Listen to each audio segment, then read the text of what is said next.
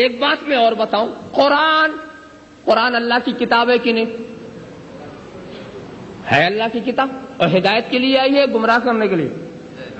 تہذیب و اخلاق کی کتاب ہے، مگر میں تمہیں یقین دلاتا ہوں، وقت تھوڑا اشارہ کر کے گزر جاؤں گا، سمجھتے رہو، غور کرتے رہو۔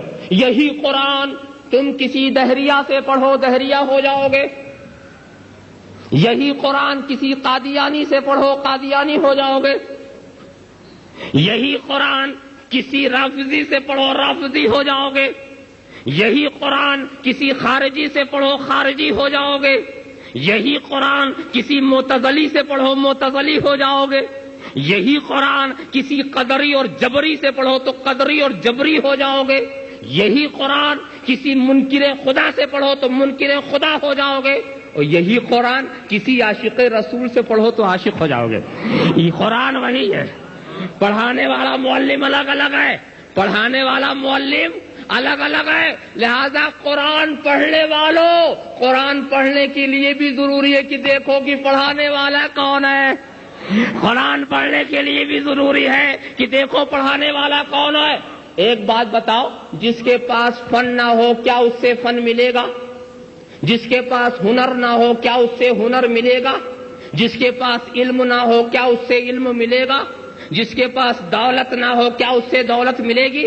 ایک فقیر کے گھر میں چور چلا گیا رات کو، جب چور چلا گیا خوب تلاشی شروع کی تو درویش کی آنکھ کھل گئی، اور آنکھ کھل کر کھلی تو کہتا ہے بھائی یہاں مجھے دن میں کچھ نہیں ملتا، تجھے رات میں کیا ملے گا؟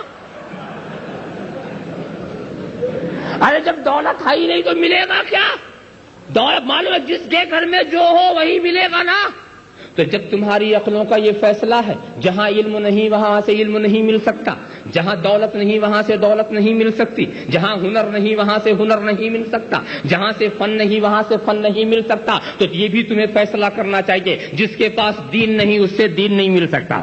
جب ہائی نہیں تو دے گا کہاں سے؟ اللہم صلی علی سیدنا مولانا محمد وعلی آل سیدنا مولانا محمد کما تحب و ترغب ان تصلی علیہ۔ اور ایک دوسری بات بھی تیزی سے میں کہہ دوں، 10 سال میں نے اپنے مدرسے میں فلسفے کی کتابیں پڑھی ہیں، 10 سال۔ مولانا احمد رضا سے پوچھو کہ فلسفے میں کیا ہوتا ہے؟ کفر ہی کفر ہے، شرک ہی شرک ہے، زندیقی ہی زندیقی ہے، الہاد ہی الہاد ہے، کہیں ارسطو کے خرافات ہیں، کہیں افلاطون کے نظریات ہیں، کہیں سقراط و بقراط کی باتیں ہیں۔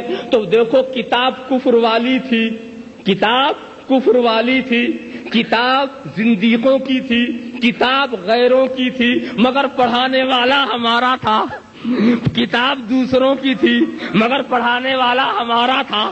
تو الحمدللہ 10 سال میں نے فلسفہ پڑھا، مگر نہ زندیق ہوا، نہ ملحد ہوا، نہ کافر ہوا، نہ مشرک ہوا، نہ خدا سے غافل ہوا۔ بات یہ ہے کتاب ان کی تھی، پڑھانے والا ہمارا تھا۔ تو پڑھانے والا پہلے کتاب کو مسلمان بناتا تھا پھر پڑھاتا تھا، پڑھانے والا پہلے کتاب کو مسلمان بناتا تھا پھر پڑھاتا تھا۔ تو غیروں کی کتاب بھی تم اگر اپنے عالم سے پڑھو گے تو گمراہ نہ ہوگے، اور خدا کی کتاب غیروں سے پڑھو گے تو بھٹک جاؤ گے۔ اللہم صلی علی سیدنا مولانا محمد وعلی آل سیدنا مولانا محمد کما تحب و ترغب ان تصلی علیہ۔ لہذا معلم کو دیکھنا ضروری ہے کہ سکھانے والا کون ہے، پڑھانے والا کون ہے۔ پہلے معلم کو دیکھو، یہی لوگ نہیں کرتے، کہتے کیا حرج ہے میاں قرآن پڑھنے میں، کیا حرج ہے؟